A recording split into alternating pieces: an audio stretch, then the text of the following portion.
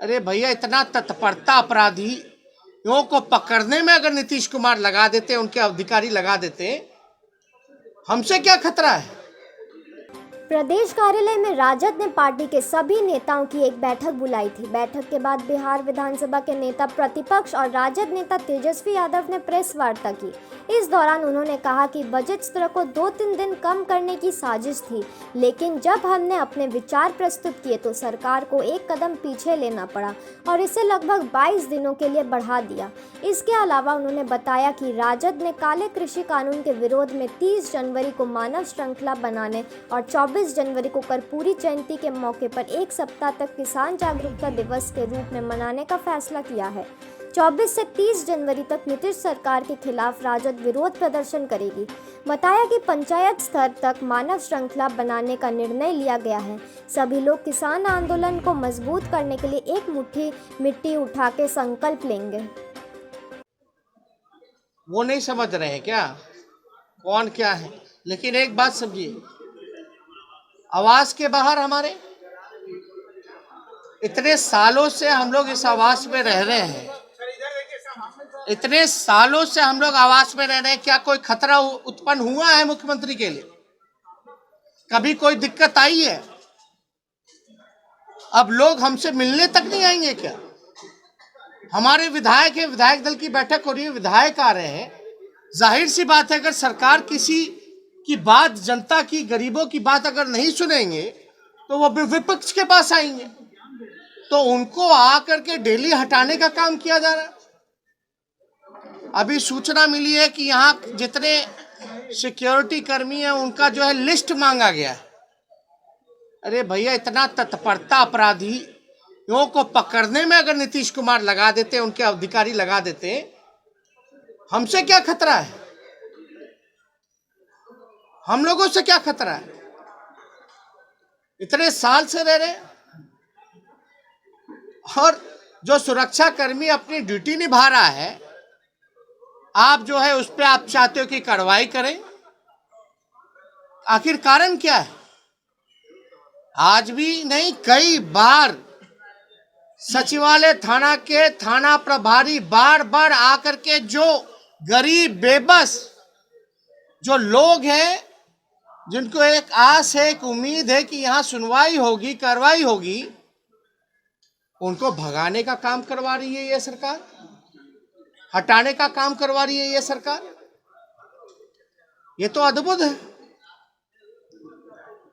लगातार अपराध बढ़ता जा रहा है, लेकिन पुलिस मुख्यालय को यही खाली पेट्रोलिंग कराना है। 10 सर्कुलर रोड के आगे ही केवल पेट्रोलिंग हो रही है।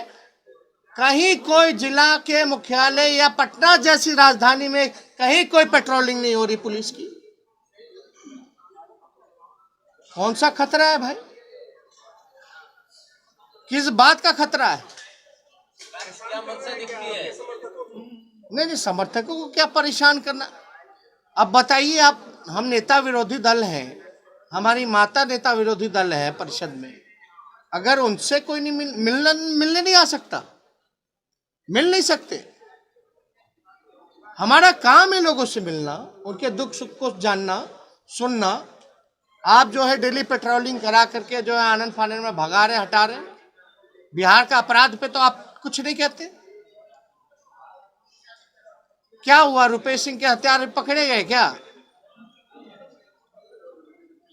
कौन संरक्षण दे रहा है? तो इस मसले पे तो कोई लॉ एंड ऑर्डर पे नहीं बात कर रहा। एनसीआरबी का आंकड़ा का जिक्र करते हैं। हत्या, आपका बलात्कार के मामले में बिहार दूसरे और तीसरे नंबर का राज्य है। अपहरण के मामले में, हत्या के मामले में, बलात्कार के मामले में, इसमें कोई पुलिस का शौक नहीं।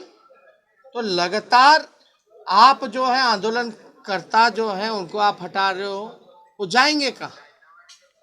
तो इसलिए ये सरकार पूरी तरीके से जानती थी कि इनके पास कोई जवाब नहीं है, इसलिए विधानसभा क्षेत्र छोटा करना चाहते थे। भाग रहे। कब तक भागेंगे ये लोग? हम लोगों को सोचते हैं कि मौन कर दिया जाएगा। तो ये इनका तानाशाह रवैया जो है, चलने वाला नहीं है। बिहार की जनता जाग चुकी है और ये अपने काम में भले ही चोर दरवाजे से हैं, कम से कम अपनी जिम्मेदारियों को तो निभाएं। कोई काम बिहार में नहीं हो रहा। हम लोग सड़क पे तो होंगे ही, आप लोगों को जगह बता दिया जाएगा, पार्टी द्वारा जो है वो जगह बता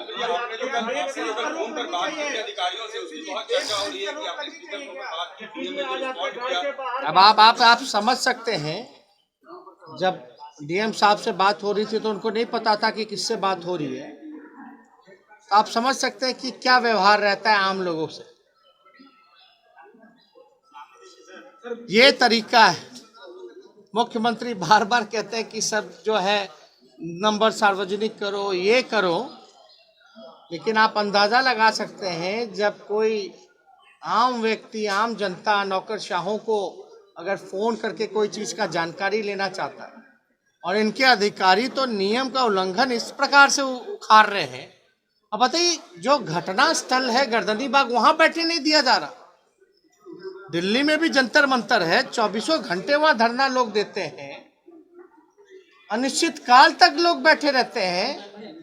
और यहाँ स्थिति देख लीजिए, पहले तो हड़ताली चौक हुआ करता था, उधर फिर आपको नाले के पास फेंक दिया गया, अब वहां भी लोगों को नहीं बैठने दिया जाएगा।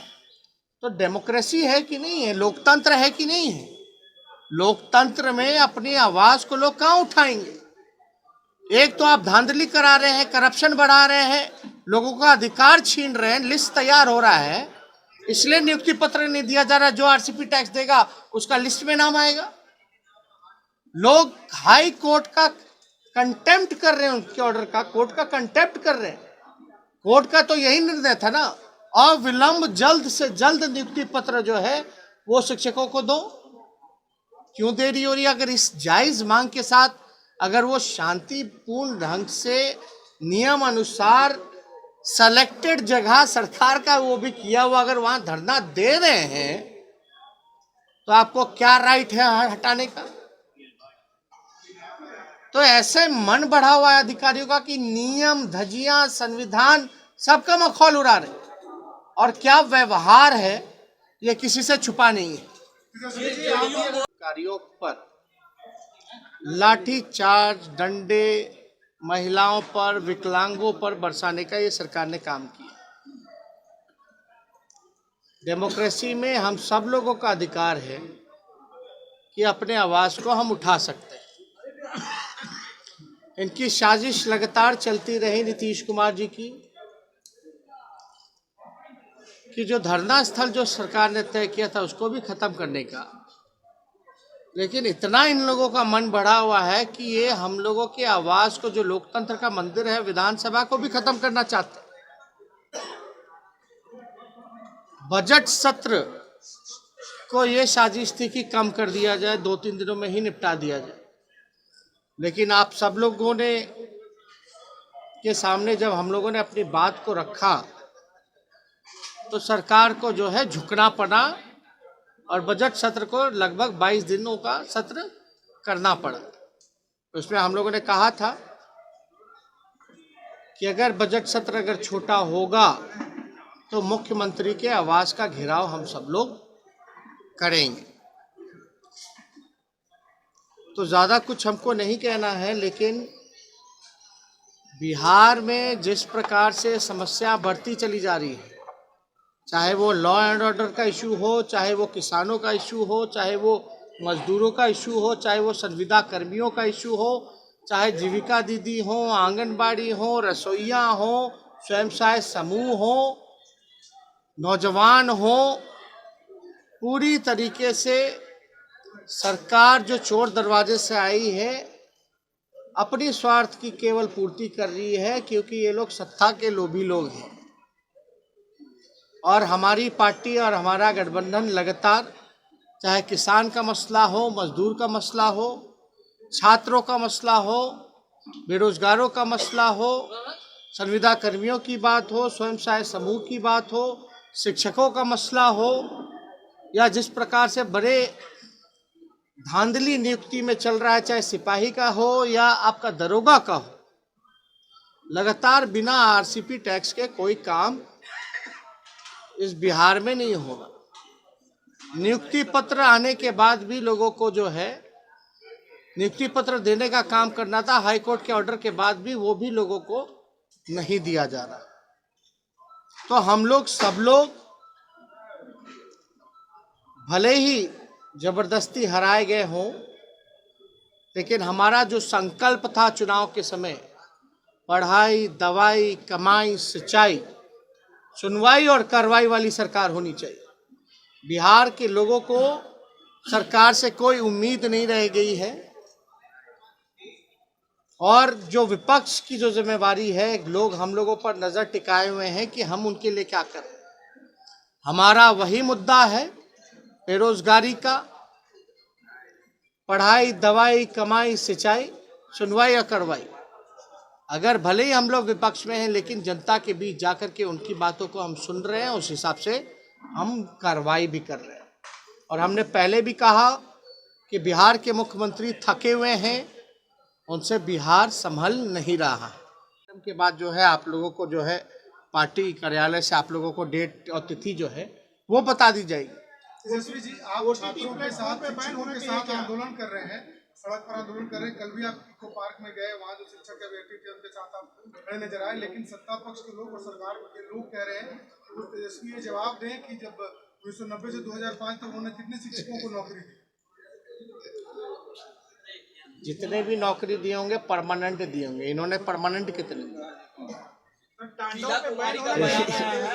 जितना है सब तो इन लोगों ने निविदा पे, कॉन्ट्रैक्चुअल पर, हाँ, इन्होंने कोई परमानेंट नौकरी दी क्या? और हमने तो देखिए, हमने तो ये भी कहा था कि हम सरकार में अगर आते हैं तो पहली ही कैबिनेट मीटिंग में 10 लाख रोजगार देंगे। अब देखिए, हम ज्यादा सवाल जवाब तो नहीं करना चाहते, लेकिन 19 लाख का क्या हुआ? आप छोड़िए ना, कोर्ट के ऑर्डर के बाद भी नियुक्ति पत्र नहीं दे रहे, क्या चाह रहे हैं आप? परिवहन मंत्री शीला कुमारी का बयान आया है कि हार की बौखलाहट ने क्राइम बढ़ा दिया है बिहार में। परिवहन मंत्री शीला कुमारी का बयान आया है कि हार की बौखलाहट ने क्राइम बिहार में बढ़ा दिया है। नहीं, हमको तो इसकी जानकारी नहीं है वो कौन है, क्या बोली है, लेकिन एक बात तो स्पष्ट है, अगर ऐसा उन्होंने कहा है, लॉ एंड ऑर्डर की जिम्मेदारी किसकी होती है? सरकार की होती है, पुलिस की होती है। उनके मुख्यमंत्री कहते हैं अपराध है ही नहीं, अब वो मान रही है कि अपराध बढ़ गया। पहले तो वही सरकार ही तय कर लेना। तांडव जैसे वेब सीरीज पर बैन होना चाहिए क्या? अभी सब कोई इशू नहीं है। रुपेश मामले की जो मॉनिटरिंग खुद सीएम कर रहे का भी मॉनिटरिंग वही किए थे, बालिका गृह का भी वही किए थे, तो हमको ज्यादा नहीं कहना। लगातार जो है कार्यक्रम भी तय हो चुका है। 24 से 30 तारीख तक पूरा एक सप्ताह किसान जागरूक सप्ताह के रूप में मनाया जाएगा। 30 तारीख को मानव श्रृंखला बनाई जाएगी। लेकिन नीतीश जी की पार्टी ने सबसे पहला जो हमला किसानों पे किया वो 2006 में किया था, बिहार के किसानों पर। और लोकसभा में भी अगर आप देखेंगे तो वहाँ भी इस बिल का समर्थन उन लोगों ने किया। उनके लोग कोई इधर बयान करते हैं, कोई उधर बयान करते हैं, लेकिन हकीकत यही है कि इन्होंने किसान विरोधी बिल का समर्थन किया। तो आज हम लोग सब लोग इसीलिए जुटे हुए थे, इसीलिए बैठक थी कि हम लोगों का जो कार्यक्रम जो होने वाला है वो एक अद्भुत कार्यक्रम होगा और बड़ा सफल कार्यक्रम होगा। अगर आपकी जिंदगी में कोई परेशानी आ रही है तो मिलिए गुरु विशाल माली जी से।